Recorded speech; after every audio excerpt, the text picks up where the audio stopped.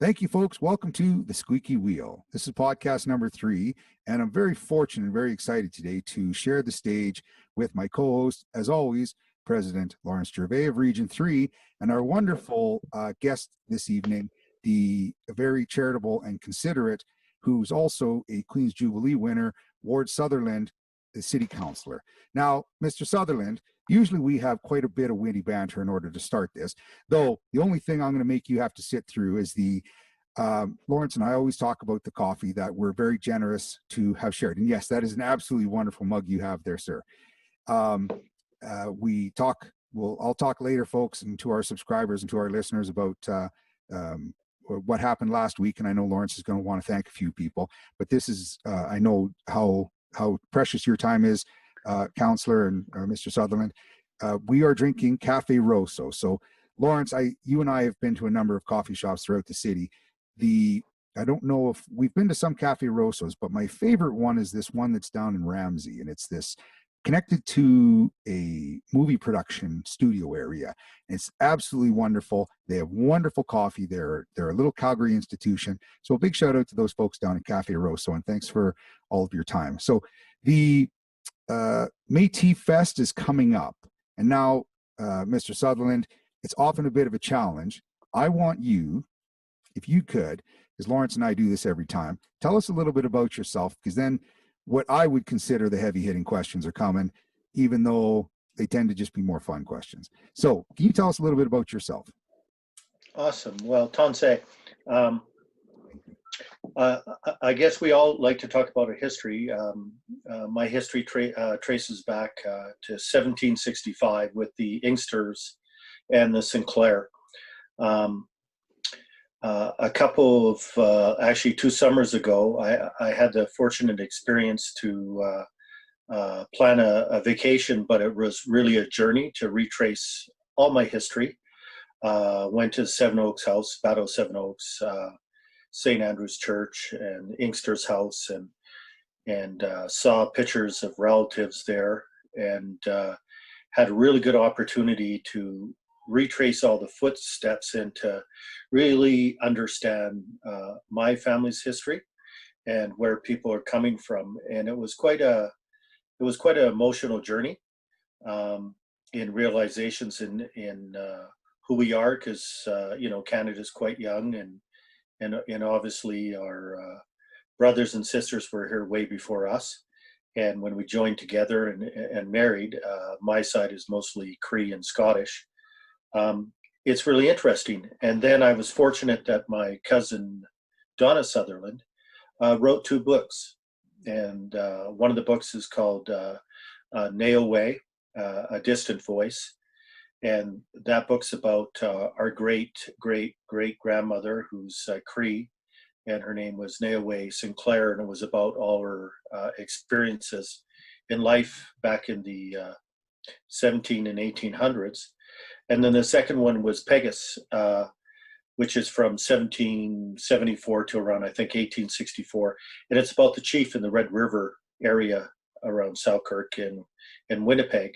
And he was the main influential chief in the area that really made a lot of decisions, and kind of had a different perspective on the Battle of the Seven Oaks, by the way, in the book that's there. So knowing all that type of stuff, it's really been a great experience for me, and I just hope that our children can get tied to this and really understand our ancestors, and also I think our responsibilities of keeping the culture for the future, because it's easy for it to disappear.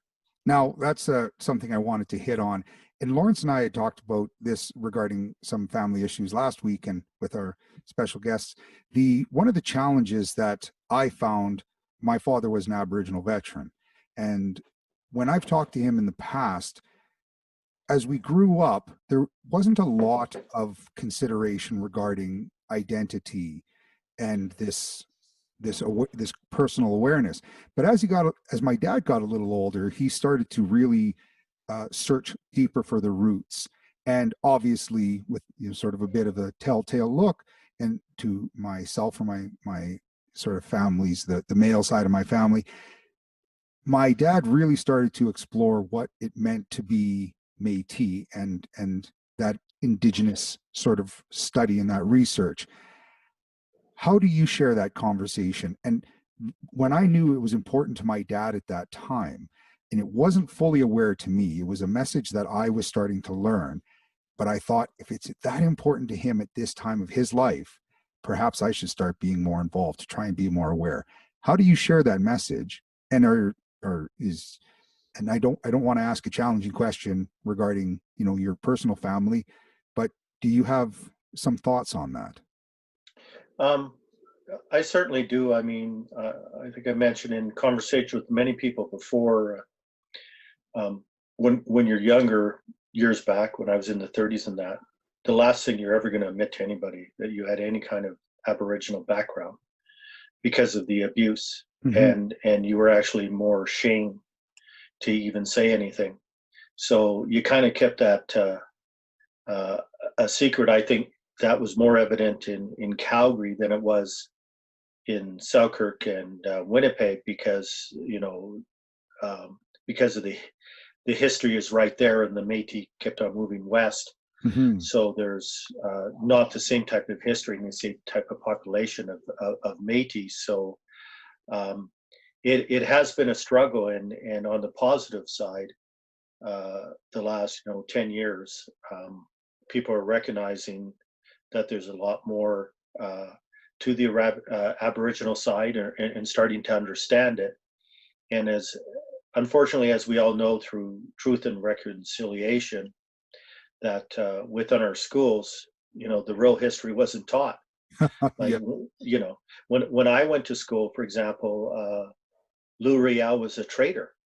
Absolutely, yeah. And he was portrayed as a traitor, and he wasn't a traitor. He was actually a patriot, and standing up for rights, and the government broke promises. So it's interesting how history was really kind of written from a different perspective that wasn't actually accurate. So with my daughters, my two daughters are 21 and 24 now, and one is in the Lethbridge University, and she's in political science. I hope she changes. So we're going to see another Sutherland on one of the councils here pretty soon. I hope not, but she's also taking in Indigenous studies, and it's interesting. So from her perspective, I'm learning from her on more of a macro position of Métis throughout Canada, and then we have more local discussions. And you're right, is we're at a stage now, I think Lauren's going to attest to this, is that it's challenging to get the youth involved, and we really need them involved, especially educated youth that can help move the Métis Nation forward in the years to come, with their background, whether they're lawyers or political science people, and that type of thing is necessary, because as you know, the next couple of years, as we look at the Constitution and who we are, this is so critical and so important to do it right from the beginning.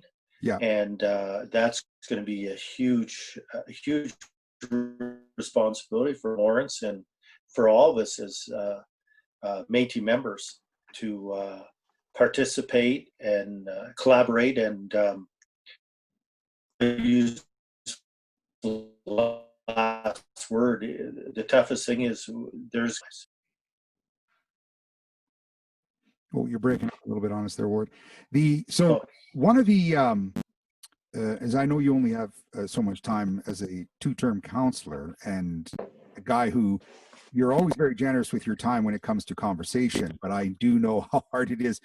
That work never stops for you. And I know that you have some other commitments this evening, but I wanted to throw a couple things at you.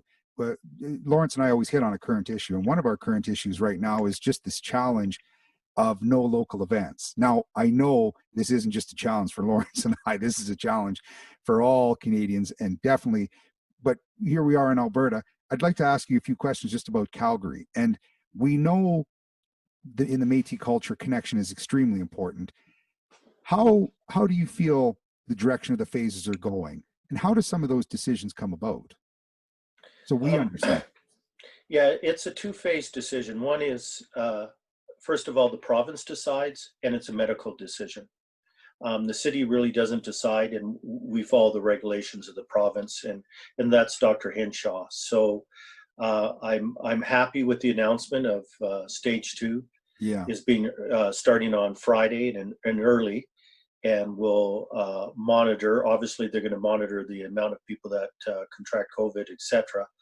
But it's critical that for our economy that we start moving again. I think it's so important for the mental health too. Is not having contact with people is really tough, and not seeing your family, etc. In my particular personal life right now, it's been challenging because my mother is at the Brentwood home. Oh, okay. And she's in lockdown in her room. Imagine she hasn't been outside to have a breath of fresh air since March. Oh, and we don't get to hug her. We don't get to do anything. We talk to her on the phone. We wave through the window, and she's part blind, so it's hard for her to see it. It's absolutely heartbreaking, and there's many stories like that. And we can do the best, we do the best we can, and it's been tough for everybody. So I think it's, we have to be smart and do it gradual and see how it goes. But I also think there's, this is a two-way street. We have responsibilities personally to just say, well, geez, all the numbers are down, so I don't need to wash my hands anymore. I don't need to do this anymore. I don't need to do that. Well, guess what? The numbers are down because everybody's actually doing this stuff.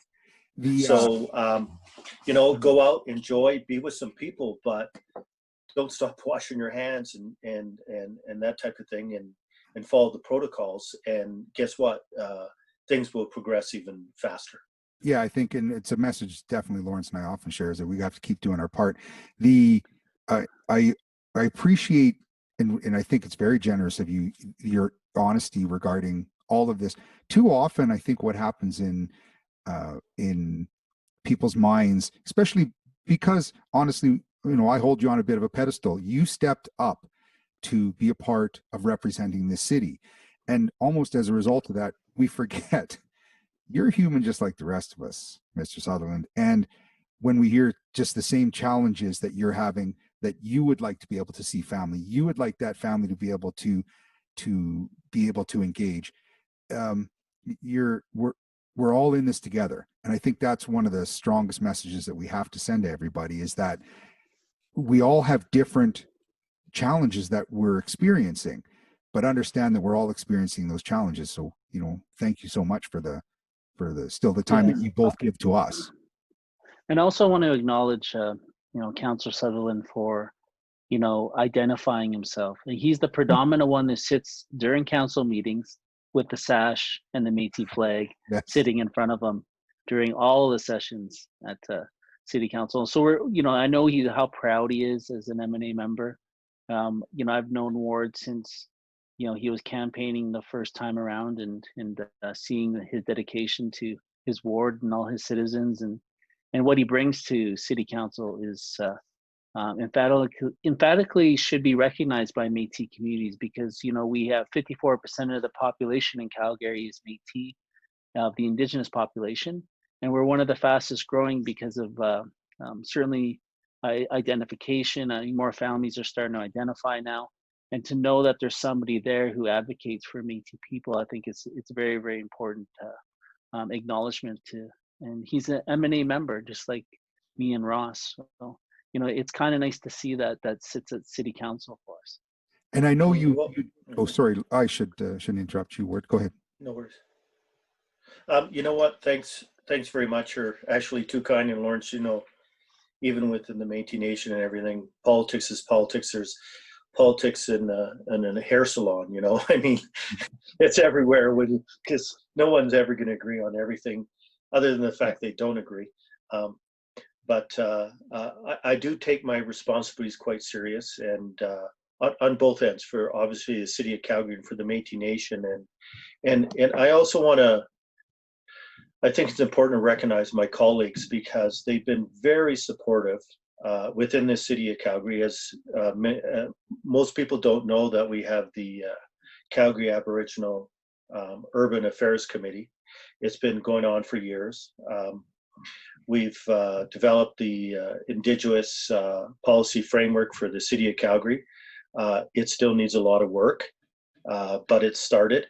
And then, of course, the white goose flying report, which is about, named after Jack White Goose back in, I think, around 1899 or 1900, 17-year-old with residential schools that died. He was in a residential school. So, we've taken truth and reconciliation more serious, I think, than most municipalities. All of council in that participated in a blanket ceremony. And I can say it was a very emotional experience, and some of the councillors were kind of shaken from it, and they said, geez, I didn't know this history. I can't believe we did this stuff as a government. And I think it was an absolutely huge eye-opener. And I also have the privilege to represent Calgary on the Alberta Urban Municipality Affairs, and worked with them about rolling out Indigenous policies in terms of we have a lot of villages and towns and everything where they go, we don't even know where to start or even how to start a conversation with our neighbors. And this is a process that's going to take a long time because people really don't understand what it means, what reconciliation actually means. And then, of course, as you know, when Marlene was still with us, was an incredible emotional day of the walk across, Langevin Bridge, mm-hmm. when it was changed to Reconciliation Bridge, and the speeches, and to realize that day was so special. And there was a lot of tears of recognizing that, we have to report what we did, and we have to acknowledge in history what we've done. We have to acknowledge it. We have to tell the truth. And then we also have to move forward with that. And I think that's the biggest challenge. And I'm sure, Lawrence, you would have something to say with this, because when I talk to people, they truly don't understand what it really means. I think I get a lot of people, for example, say, well, you just want money. That's what it means. I'm going to, well, no, that's not what it means at all. That couldn't be even further from the truth. And then when I talk about history and what really happened, and oh, well, we didn't learn that, and I go, that's exactly. History was written incorrectly on purpose, and until it's corrected, but also acknowledged that this is the truth, then we can move on together. I'll give you an example really quick is what I'm proud of this term is we've had dinner twice now with the Tsuut'ina Council. And that never happened before. And, there are neighbors with land, etc. And it gave us a really opportunity to understand their perspective on different things, and vice versa. So we're far from getting where we need to get, I think. But I can also say, I think Lawrence, moved more in the last, I think 4 years more in 4 years than in the last 20 in terms of progressing and moving forward. Yeah, for sure. I mean, I see that with the city, and then just so happens in 2016 in April, Daniel's decision for us was very significant, especially for our relationship. with Canada, and now we're headed to, you know, the province and the municipal governments that surround us, and working on those relationships for the Métis Nation, I think is very, very vital. And we move into self-government, like you said, we're moving to an area that's certainly new to our generation, but it was definitely something that was implemented by our ancestors. This is what they wanted, you know, this was their vision. We're just the vehicle now to carry it forward. So, you know, A lot of exciting I times, eh? yeah, Move absolutely. forward in. The yeah, so Mr. Sutherland, I don't want to definitely steal too much of your time, if as I do know you had to go. The want to say thank you. I know I'm very grateful for the fact that the city does a good job, and I think you've always done a good job, that we can find more of the conversation that's happening by going to the city websites, by going to engage in our community groups. I think you've also, even in just this little bit of time you've had with us, which again, you're always generous with your time. If it was up to Lawrence, this would be a 3 to 4 hour long podcast, and we'd have you tied down there asking you questions. But it's we don't, we didn't want to make anything that was too long, so that we keep people engaged. But I appreciate the humanity you brought back into this conversation, because that's almost more important sometimes than understanding every aspect of the phases that are occurring. You guys share that every day, but understanding part of where you're coming from and the strength of the relationship that you have with Lawrence and the strength you have with the Métis community, we're very fortunate. And I just want to say thank you for that time. Well, thank you, and again, Lawrence, thanks for all you do, because it's as you know, serving is a not so easy job, and you're dealing with various opinions, and that's why it's serving. So, and Memphis, I'm really looking forward to hearing you sing, because I have you played all the time. You played the guitar. I've seen you play the guitar every single time, but I've actually never heard you sing. So I'm assuming you have a good voice. Well, thank you kindly. Yes, my little band, the Renaissance Poets.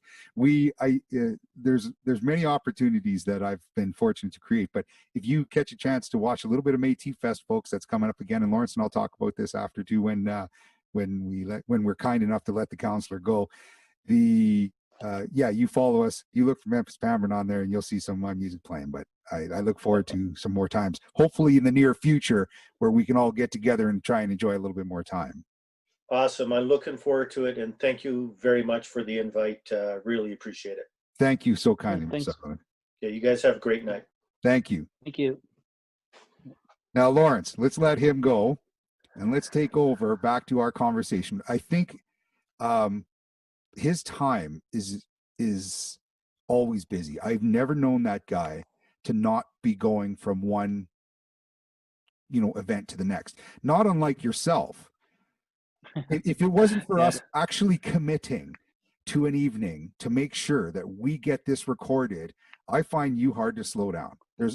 Every time I call you, you're getting ready for your next call, or you're responding by email to somebody regarding one of their concerns. And definitely right now, with all the applications that are coming in. Well, people have a vital concern. It's all around survival sometimes for these people, especially when COVID happens. And there's so many impacts to how we're at home and how we're relating to other people, and there's mental health things that are happening, or people are losing their jobs, and there's a loss of income, and that is the biggest one that I answer questions all day on, and people are just wanting to know what's going to happen in the future, and it's that uncertainty that kind of makes them feel uncomfortable, so they just want an answer, pretty much. And I'm pretty good at sort of talking things through with people, explaining that this program is here for them, that it can help them, or sometimes they just want a friendly banter at the end of the call, right? So I'm always available for that too, just to sit and chat. But and of course I always make fun of you for that, because you're willing to sit down and have coffee with anybody. That's why you're extremely generous. Now, because we had Mr. Sutherland's time that we hit right off the bat, we skipped over a couple things that we normally do. So now, Lawrence, I want you to tell me a little bit about yourself. And you know what? Well, That's a new picture you have behind you. Well, actually, it wasn't new from last week, but I didn't get a chance to ask you about it. So can you tell me a little bit about it? And I want to know a little bit more of peeling the onion back, Lawrence Gervais. Well, number one, my COVID results are negative, just for everybody's right. wondering. Thank I you. did. Yes. How did that go? Well, I went through my asymptomatic test because I wasn't having any symptoms, but Right. I thought, well, maybe I'll go because we got an email from the Métis Nation, Alberta, Regan Bartel, and said, hey, maybe you guys want to consider going for a test now? So I said, okay, well, I'll go. Yeah. So it was about a 10-minute wait in line, and I got through in my vehicle, and all of a sudden she's jabbing a cotton swab in my throat, and took about 3 or 4 seconds, almost gag reflex, but I got through it. And 18 hours later, there was a test result, and they phoned me, and there was some robot that said that I had negative results. That's So crazy. That's what boggles yeah, my mind. And I'm so impressed with our healthcare system. So thank you again to all those doctors, nurses. Thank you for the people who were waiting there for poor Lawrence to show up. 18 hours. Hell, your mouth probably was still sore from the poke than before the time you got the results. But actually, that surprises me that it was just a robot voice that called. It wasn't. yeah. They say if a nurse would have phoned you, then yeah, it would have been different. Oh, right? It would have been very different. Oh, okay. Actually, Yeah. that kind of does make sense. Yeah. And we were very fortunate last week to have Regan Bartel. So, folks, if you want to look back at podcast number 2, and thank you to our subscribers, and you can see her name above there, she is the Director of Health for the M&A province. But as you'll watch in that show, a special place in my heart because we both have some time having worked up in Edmonton at the Royal Alexandra Hospital. So, take me again to that picture behind you. Yes. So this is a picture of Louis Riel marching with. You can't really see the flag because it's above his head, but he's marching with the flag, and he's rolling down the hill, right? So that person behind you, yes, is, of course, our General Gabriel Dumont. And now, did you both give that to me because I'm a captain? Yeah, I think so. You were kind enough to give that to me, and I absolutely love. Well, maybe. Yeah, he's the political one, and of course we have the general one. Yeah, right? However, you're still the one who's leading the charge.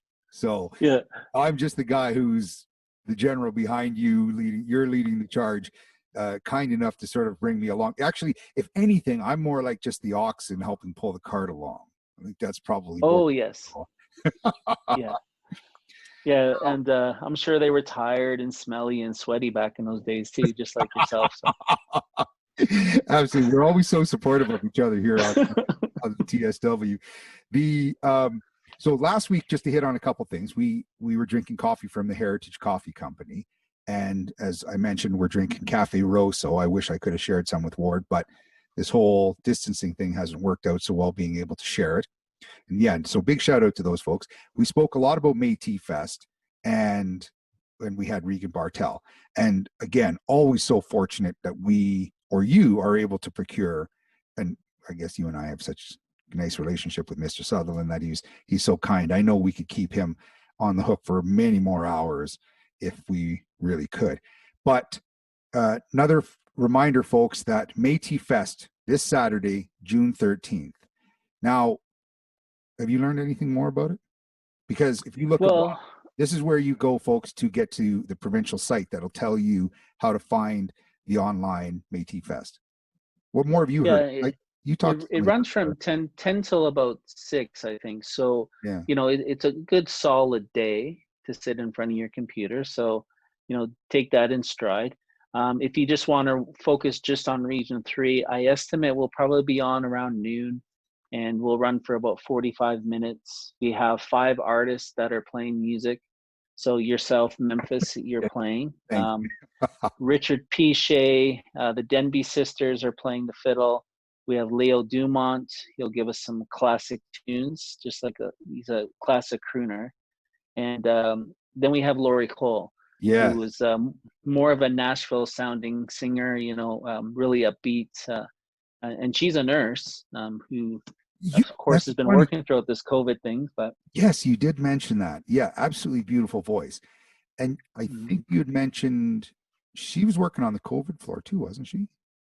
I'm not sure if she was on the COVID floor, but she was definitely at the Peter Lougheed. From what I see on her Facebook fan page, she actually does have a lot of acknowledgments for the nurses and during that time. And I think she's been filming a few video snippets here and there. Well, and a But big shout out no. to her and the nurses and the doctors. And at the same time, she's releasing a single on, and probably producing a new album as we speak. So, it's kind of unique, certainly a flavor for her. And then also knowing that our artists are going to gather virtually Yeah. is a little bit different. And hopefully that doesn't affect their performance. And I don't think it will, to be quite honest. And I think it's going to be a good time. The books that Ward had talked about, are you familiar with those books? No, but they definitely go back. That's a very long history, going back to the 1718s and then to 1774 to 1804. I mean, for what I know about the Selkirk times, was always the red flag, and that was acknowledged by the Selkirk settlers. And then of course the whole skirmish that happened back then, and we know that about the Pambrin relation to Sutherland, and George Sutherland being a chief factor at that time and was a witness to a lot of these things. And yeah, I mean, there's such a rich, vast history, even behind our names too. And if Métis people who know the history can kind of see it every time they meet somebody. And, I think a lot of our historians, people who know their history, need to really get to the young people and start to tell them about their family names, because it's so, so important for identity. And I think you hit on a very important point. And I know Mr. Sutherland had talked about it as well. The fact that historically, the information that was taught regarding Métis history and or Louis Riel is very different than what we know now.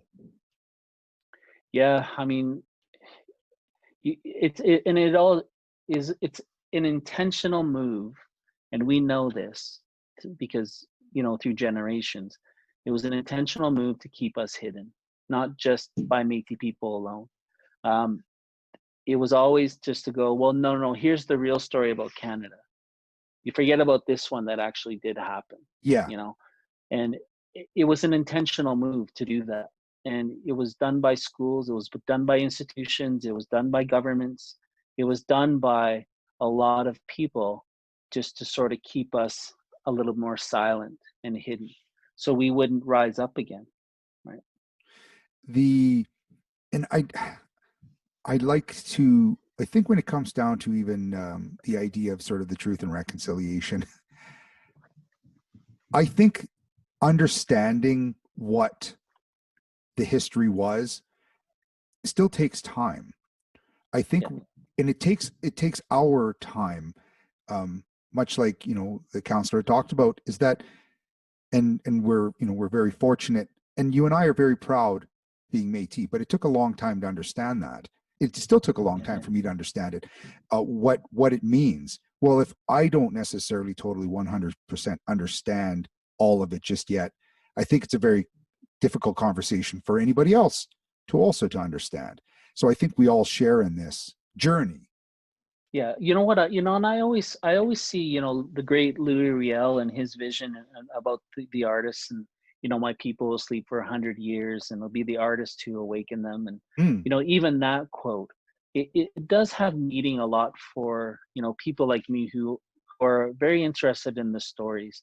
And if we can get our young people to start making movies, start making TV shows, start singing about the Métis, start incorporating that into their art forms, we'll be better off, because there's stories behind a lot of these things. And we could be a TV show or a TV series on Netflix quite easily, with the amount of stories that we carry, even back to the fur trade. We always hear about the most famous one, a woman who faked being a man so she could get a job to provide for her family, and right. She entered the fur trade to start trading. There's so many unique stories about where the Saddle Dome sits now, and I know we just had Ward on. What's the story behind Baptiste Deneuce and his farm that was prior to the stampede being there? La Rousselle's property, which was just next door in Ramsey. What was his relation to Hudson's Bay Company at Fort Calgary and in the sort of Inglewood? Why were there so many Hudson's Bay employees that were living there at that time? We look at Inglewood as the Métis neighborhood because that's predominantly the very first initial contact that we see for settlement. But then we go back to Shaganappy Point where the golf course is, and we go, well, that was a Métis community there too, right? So, right.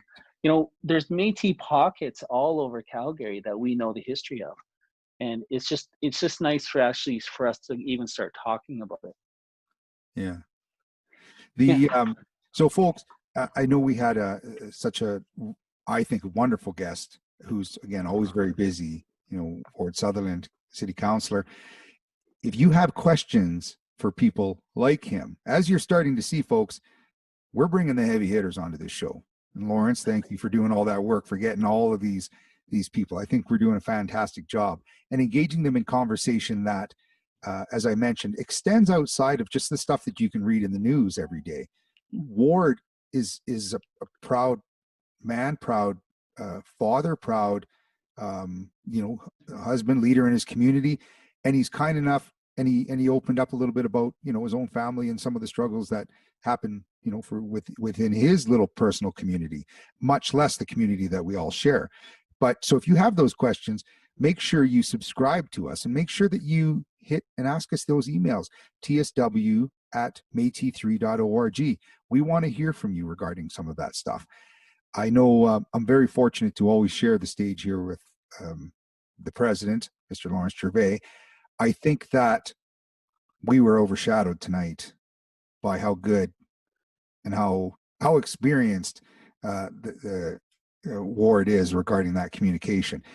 Did you have a rant tonight, Lawrence? Because I kind of have one. No, I mean, we can rant together on yours, I think.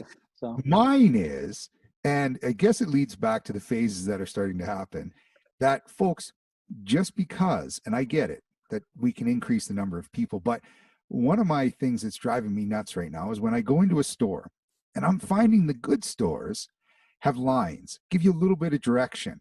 And I am that guy when I get to the end of the aisle and I'm like, oh, I kind of forgot something, but there's somebody in the laneway.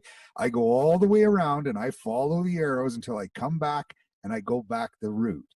To me, it's all those people who just go, I'm just going to cut back and I'm just going to cut back.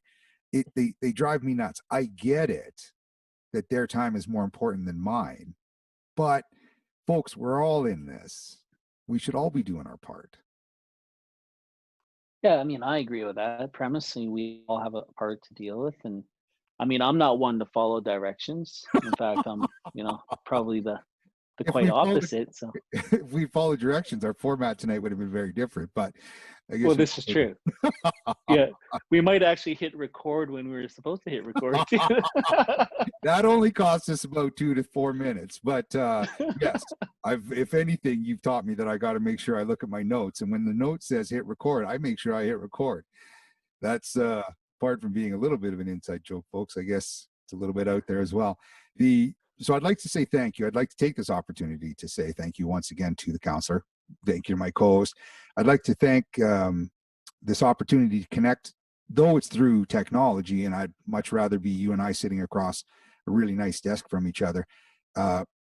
Thank you to our traditional lands, our respect to Mother Earth on the grounds that strengthens us, to our elders, our seniors, our families, and a warm thank you to President Lawrence Gervais. How would you like to finish this?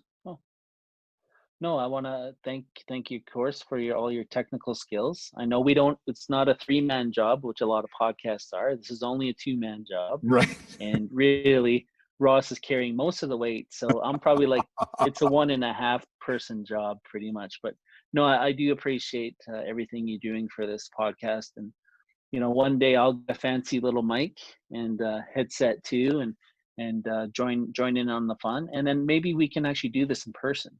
Wouldn't that be great? Wouldn't that be great? And folks, yeah, just to expound on Lawrence's statement there, having the ability to edit this, By the time I'm done editing this, you'll think this podcast was just between Ward Sutherland and myself. You won't even see Lawrence in there. No, I'm just kidding. If I didn't have my co-host here, this would not make for a great show because, Lord, I can't carry this all myself. You are such a great orator. So I'm going to close this off right here, and I'm going to say thank you for all of our listeners. Please subscribe to us at The Squeaky Wheel. Make sure you email us, tsw@squeakywheel.com. Make sure you go to our website, the www.metis3.org, to find out a little bit more that's happening in the community. Hopefully see you at Metis Fest, and thank you for your time.